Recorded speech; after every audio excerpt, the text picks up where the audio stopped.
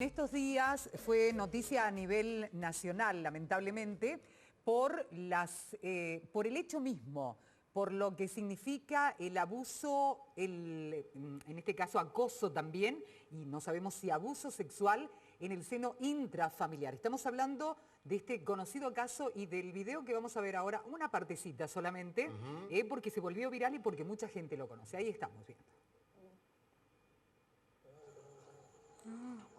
No, no, no. No.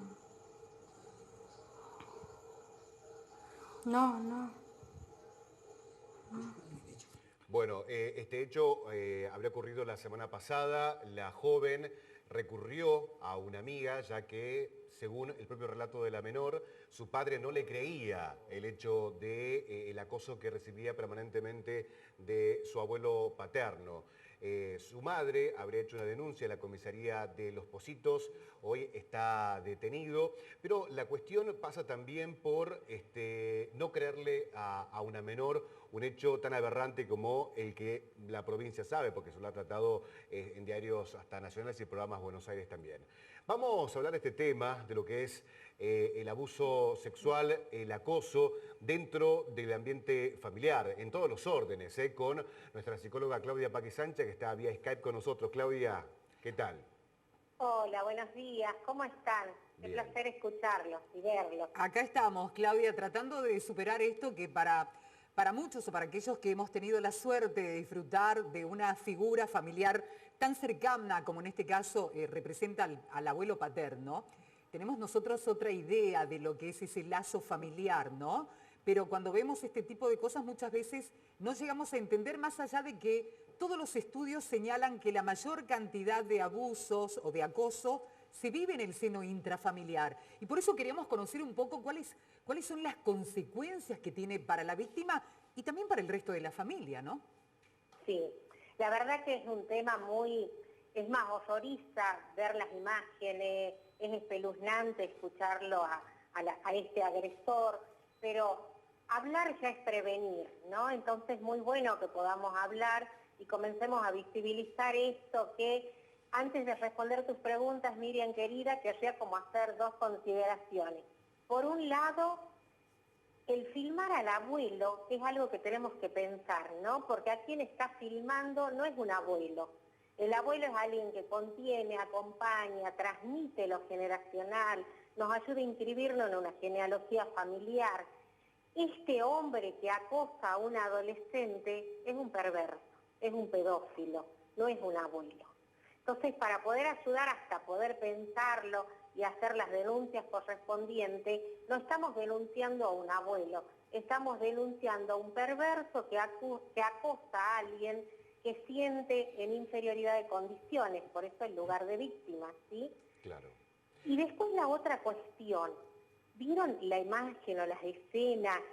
El tono de voz que es sutil, que quiere generar confianza, que crea una escena, que se va acercando como un animal a su presa.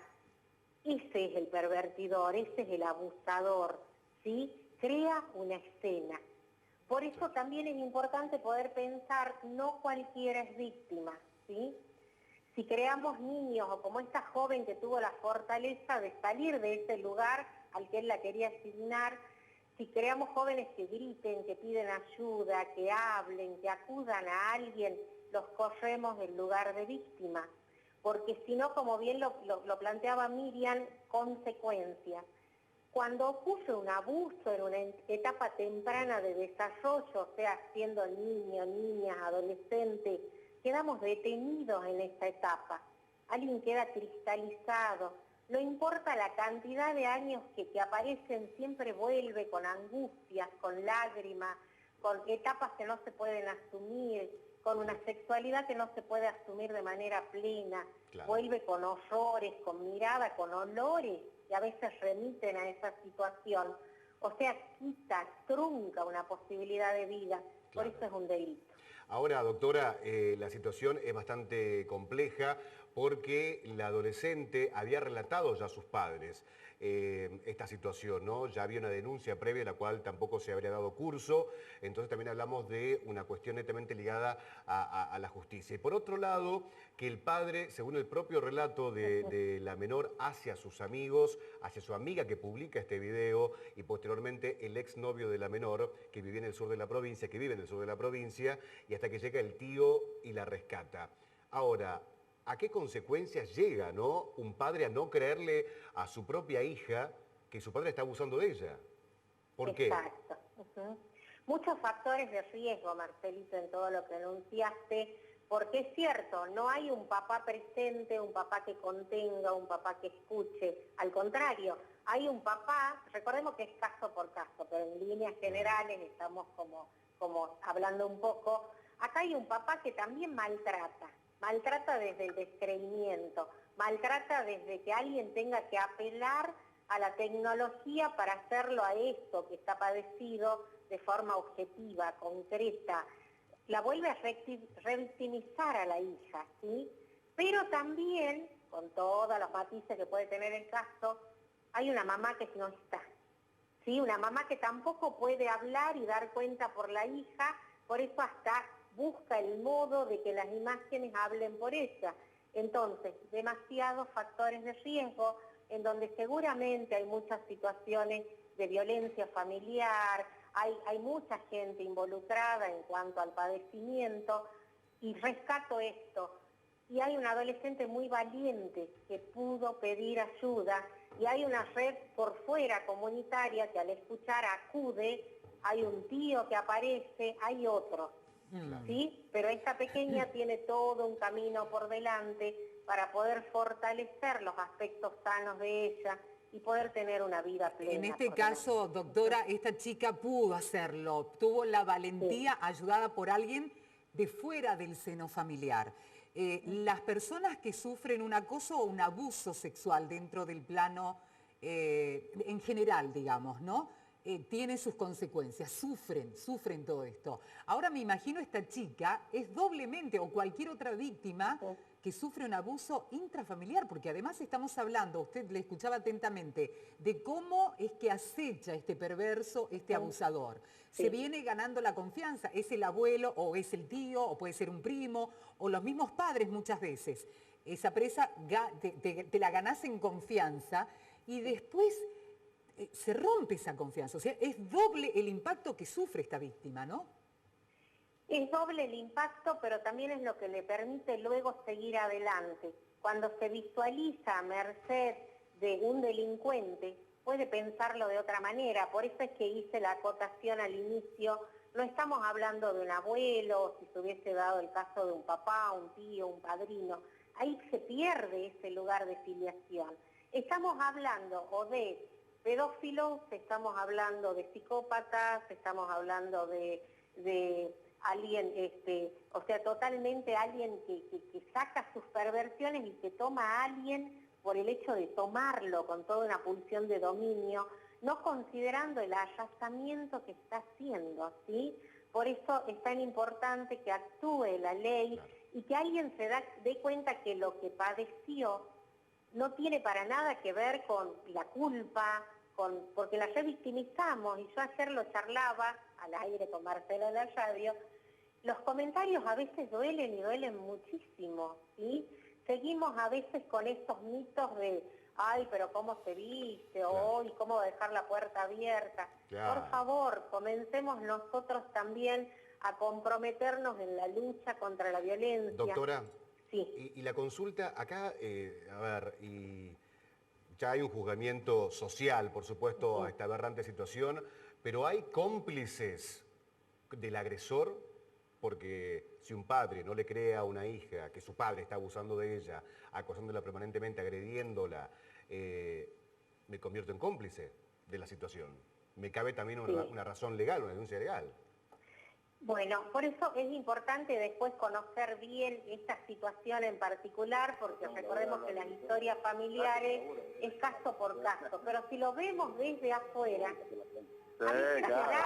alguien que sí es cómplice, totalmente, porque sabiendo omite intervenir, a veces tiene sus propios miedos que los paralizan, a veces sí, pero en otras veces recordemos que a veces las historias propias y lo intergeneracional juega mucho, y a veces alguien también fue víctima de violencia cuando fue pequeño, y lo que no pudo hacer por sí mismo en su momento tampoco lo puede hacer por sus hijos, entonces una vez más lo vuelve a padecer. Por eso es terrible, ¿no? Terrible, terrible, pero no esa lo mire. diferencia entre el ver y no hacer nada, Claro. o el no poder ver, es bastante marcada, y hay que ver qué se juega acá. Bien, doctora, ¿Sí? bueno, es labor de todos, de ayudar, de colaborar con estas personas, de denunciar en el caso de que sepamos que algo de esto está pasando en las cercanías, en alguien Claro. cercano, y de respaldar y acompañar a estas víctimas que sufren de este tipo de abuso, de acoso dentro del seno de la familia. Cuesta muchísimo hasta decirlo para Claro. nosotros que venimos de otra crianza, de otras situaciones y de tener todavía marcado, ¿no? los roles de cada Los lazos integrante, familiares, los claro. lazos familiares, Lógico. pero lamentablemente es lo que está ocurriendo. Sí, y hay que estar alertas, porque también como mamá, como papá, abuelos, tíos, hermanos, amigos, alertas. Ya para cerrar, doctora, ¿a qué tenemos que tener? ¿Cuáles son los alertas que tenemos que tener ante una posible víctima de abuso sexual dentro del seno familiar? ¿Qué demuestra esa persona que nosotros como amigos, como vecinos, hermanos, podemos darnos cuenta que hay alguien que está agrediendo a una persona dentro de la casa? Sí, tenemos que hablar mucho, ¿no? Hablar desde el momento mismo en que traemos un niño al mundo, hablarle de las cosas que hacen bien, de las cosas que nos ponen en peligro, enseñarle a respetar su cuerpo, enseñarle cuando hay como tocamientos o frotamientos que pueden ser buenos, que son complicados, que no están bien, enseñarle a hablar de los secretos. Es muy distinto si decimos vamos a comprarle un regalito a Miriam, no le digas nada, que ahí hay un secreto lindo, algo que nos pone contento, a un secreto que la confunda, que diga, ¿por qué no puedo hablar de esto? Claro. ¿Por qué le pasaría algo a mí o le pasaría a alguien a quien amo mucho si yo hablo? ¿Por qué esto me confunde? ¿Por qué me hace sentir mal? ¿Por qué no quiero ir con esa persona cuando nuestros niños no quieren ir con alguien? Los escuchemos, ¿sí? Pero no forcemos a nadie, o sea, tenemos que estar muy atentos para acompañar a alguien a transitar la vida. Bien. No generándole temor, sí contándole qué es lo que hay en el mundo. ¿Sí? Bien, bien, doctora. Y bueno, como siempre, la línea 144. Ya saben, y están allí en la tele para que la agenden. Ha sido un gusto charlar con usted, doctora. Igualmente. De estos temas que, bueno, Gracias. nos Un duelen. abrazo a la distancia. Que Gracias. estén muy bien. Cuídese, doctora. Muchas gracias, ¿no? Hay que hablar y reiteramos la valentía de esa amiga, de ese amigo también, de haber llegado, porque enviaron hasta los medios que de esa forma también nos arrobaban a los medios de comunicación. Así y de esa es. forma el viernes, la noche del viernes ya estaban en los medios de comunicación ya este video, ¿no? Así que es la valentía de ellos para ayudar a una persona que era víctima. Y no hay que callarse, hay que decirlo, hay que dar a conocer y seamos responsables.